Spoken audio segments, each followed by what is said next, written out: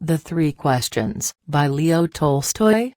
It once occurred to a certain king that if he always knew the right time to begin everything, if he knew who were the right people to listen to, and whom to avoid, and above all, if he always knew what was the most important thing to do, he would never fail in anything he might undertake. And this thought having occurred to him, he had it proclaimed throughout his kingdom that he would give a great reward to anyone who would teach him what was the right time for every action, and who were the most necessary people, and how he might know what was the most important thing to do.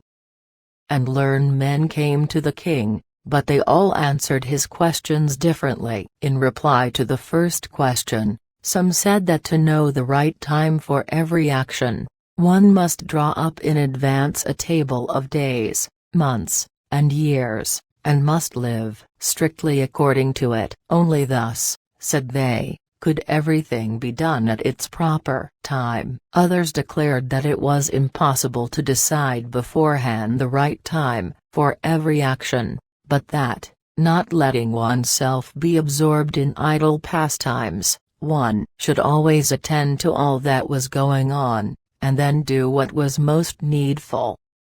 Others, again, said that however attentive the king might be to what was going on, it was impossible for one man to decide correctly the right time for every action, but that he should have a council of wise men who would help him to fix the proper time for everything. But then again others said there were some things which could not wait to be laid before a council, but about which one had at once to decide whether to undertake them or not. But in order to decide that, one must know beforehand what was going to happen.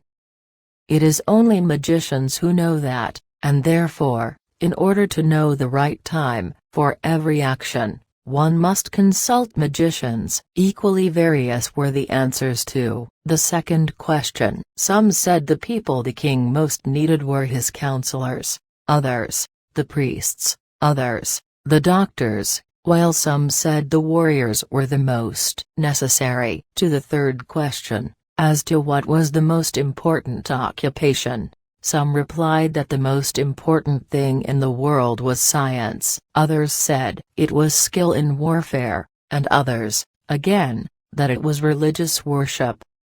All the answers being different, the king agreed with none of them, and gave the reward to none. But still wishing to find the right answers to his questions, he decided to consult a hermit, widely renowned for his wisdom. The hermit lived in a wood which he never quitted, and he received none but common folk. So the king put on simple clothes and, before reaching the hermit's cell, dismounted from his horse. Leaving his bodyguard behind, he went on alone. When the king approached, the hermit was digging the ground in front of his hut. Seeing the king, he greeted him and went on digging. The hermit was frail and weak, and each time he stuck his spade into the ground and turned a little earth, he breathed heavily. The king went up to him and said, "I have come to you, wise hermit, to ask you to answer 3 questions. How can I learn to do the right thing at the right time? Who are the people I most need, and to whom should I, therefore, pay more attention than to the rest? And what affairs are the most important and need my first attention?" The hermit listened to the king, but answered nothing. He just spat on his hand and recommenced digging. "You are tired," said the king.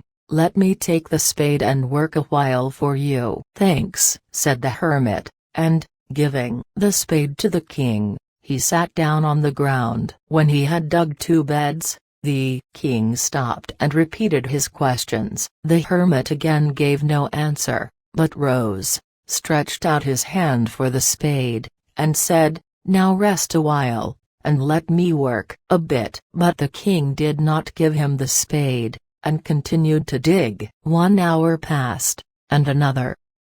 The sun began to sink behind the trees, and the king at last stuck the spade into the ground, and said, "I came to you, wise man, for an answer to my questions. If you can give me none, tell me so, and I will return home." "Here comes someone running," said the hermit. "Let us see who it is." The king turned round and saw a bearded man come running out of the wood. The man held his hands pressed against his stomach, and blood was flowing from under them. When he reached the king, he fell fainting on the ground, moaning feebly.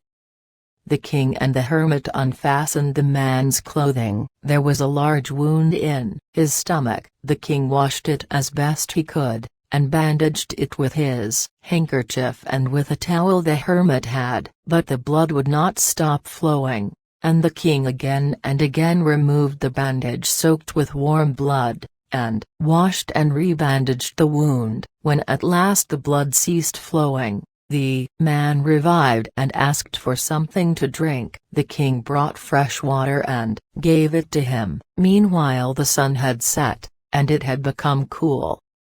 So the king, with the hermit's help, carried the wounded man into the hut and laid him on the bed. Lying on the bed, the man closed his eyes and was quiet, but the king was so tired from his walk and from the work he had done that he crouched down on the threshold, and also fell asleep, so soundly that he slept all through the short summer night. When he awoke in the morning, it was long before he could remember where he was, or who was the strange bearded man lying on the bed and gazing intently at him with shining eyes. "Forgive me," said the bearded man in a weak voice, when he saw that the king was awake and was looking at him. "I do not know you, and have nothing to forgive you for," said the king. "You do not know me, but I know you. I am that enemy of yours who swore to revenge himself on you, because you executed his brother and seized his property. I knew you had gone alone to see the hermit, and I resolved to kill you on your way back. But the day passed and you did not return. So I came out from my ambush to find you, and came upon your bodyguard, and they recognized me, and wounded me. I escaped from them, but should have bled to death had you not dressed my wound. I wished to kill you, and you have saved my life. Now, if I live, and if you wish it, I will serve you as your most faithful slave, and will bid my sons do the same. Forgive me." The king was very glad to have made peace with his enemy so easily, and to have gained him for a friend, and he not only forgave him, but said he would send his servants and his own physician to attend him, and promised to restore his property.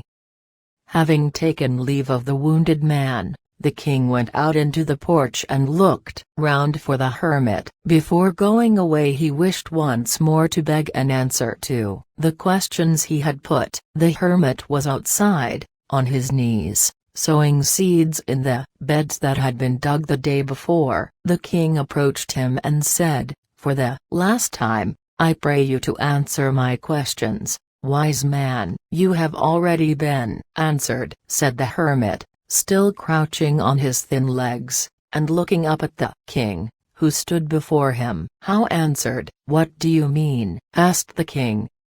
"Do you not see?" replied the hermit. "If you had not pitied my weakness yesterday, and had not dug these beds for me, but had gone your way, that man would have attacked you, and you would have repented of not having stayed with me. So the most important time was when you were digging the beds, and I was the most important man, and to do me good was your most important business. Afterwards, when that man ran to us, the most important time was when you were attending to him, for if you had not bound up his wounds, he would have died without having made peace with you.